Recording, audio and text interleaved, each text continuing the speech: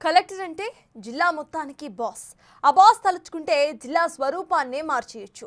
వినూత్న కార్యక్రమాలతో తమ మార్పును చూపించిన కలెక్టర్స్ ఎందరో ఉన్నారు. అయితే ఎందరో కలెక్టర్స్ ఉన్నా సరే కొందరు మాత్రమే తమ విభిన్న ఆలోచనలకు రూపమిచ్చి ఆచరణలో పెట్టి అద్భుతమైన ఫలితాలను సాధిస్తూ ప్రజల మనసుల్లో నిలిచిపోతున్నారు. మరి గుంటూరు కలెక్టర్ నాగలక్ష్మి పనితీరు అసలు ఎలా ఉంది? ఐఏఎస్ అధికారినిగా జిల్లాపై ఆవిడ వేసిన ఆ ముద్ర ఏంటి?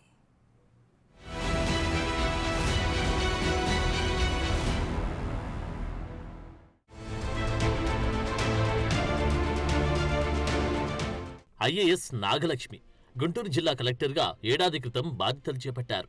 ఆమె గతంలో గుంటూరు మున్సిపల్ కార్పొరేషన్ కమిషనర్గాను పనిచేయడంతో ఈ ప్రాంతంపై ఆమెకు మంచి అవగాహన ఉంది. పనితీరు ఎలా ఉంది?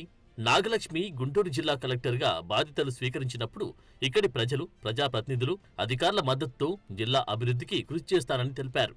అందుకు అనుగుణంగానే ప్రభుత్వ నిర్ణయాలు, సంక్షేమ పథకాలు, ప్రజాప్రతినిధుల ఆలోచనల్ని ముందుకు తీసుకెళ్లే దిశగా పనిచేస్తున్నారు. ఆమె స్వతహాగా మృదు స్వభావి కావడంతో వివాదాలకు దూరంగా ఉంటూ తనదైన శైలిలో పాలన కొనసాగిస్తూ వస్తున్నారు. ప్రధానంగా ఉద్యోగ వర్గాల్లో కలెక్టర్ నాగలక్ష్మి పట్ల మంచి గౌరవం ఉంది. ప్రభుత్వం విధించిన టాస్కులను విజయవంతంగా పూర్తి చేస్తారనే పేరుంది. గుంటూరు జిల్లా పరిధిలోని సీఎం క్యాంప్ ఆఫీస్, సీఎంకు సంబంధించిన కార్యకలాపాలు సాగుతూ ఉంటాయి.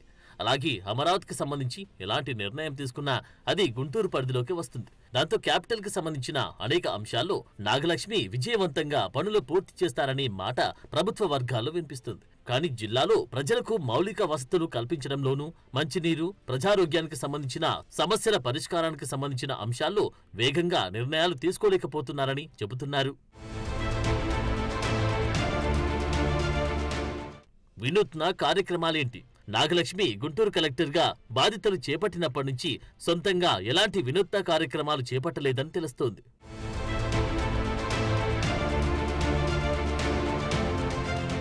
ప్రజలతో సత్సంబంధాలు ఎలా ఉన్నాయి? కలెక్టరేట్లోని గ్రీవెన్స్ సెల్లో ఆమె ప్రజల సమస్యలను నేరుగా వింటారు. అయితే వారి నుంచి వచ్చే ఫిర్యాదుల పరిష్కారం విషయంలో అంతగా దృష్టి పెట్టారనే టాక్ ఉంది. ప్రజలకు దగ్గరవడంలో ఆమె కాస్త వెనుకబడ్డారనే చర్చ కూడా ఉంది.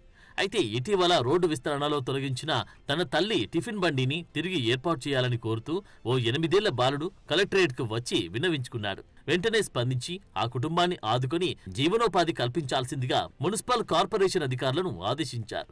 ఇక గ్రీవెన్స్ లో దాఖలైన ఫిర్యాదుల పరిష్కారానికి అన్ని శాఖల అధికారులు సమన్వయంతో పనిచేయాలని ఆదేశించారు.